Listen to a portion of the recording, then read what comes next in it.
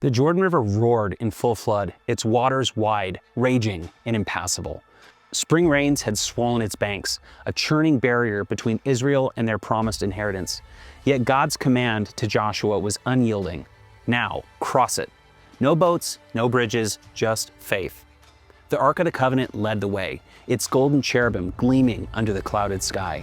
Priests bore it on their shoulders, their steps steady as the nation watched in reverent silence. The moment their feet touched the Jordan's edge, the impossible happened. Upstream, the waters piled into a towering wall, as if an invisible hand had halted the current. Beneath the priests, the riverbed dried, exposing smooth stones underfoot. Tribe by tribe, Israel crossed, men, women, children, livestock. A procession of millions stepping into destiny.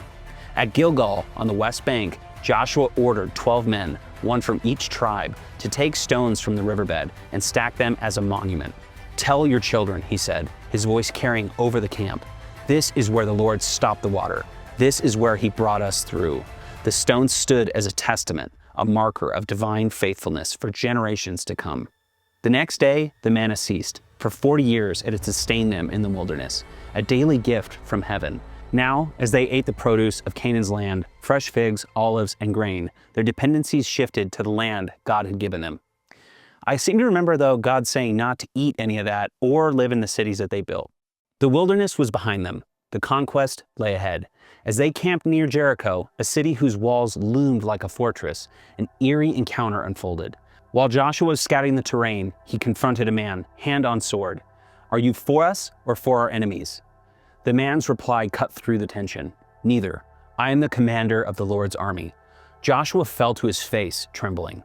The ground beneath him radiated holiness, like it had from Moses at the burning bush. He removed his sandals, the dust clinging to his knees, and listened. The commander's presence was a stark reminder. This was God's war, not Israel's.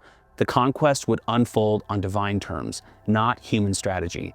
Those terms would begin with Jericho, a city of towering walls and pagan altars, a stronghold that mocked Israel's arrival. The crossing of the Jordan had been a miracle of passage. The battle ahead would be a miracle of power.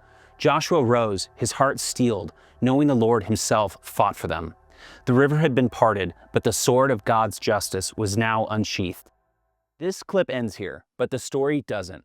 Wayfarers Chase has the full arc of biblical lore. Theology, historical figures, the covenant behind the scene. Click one of these to keep questing through the only myth that was never a myth at all.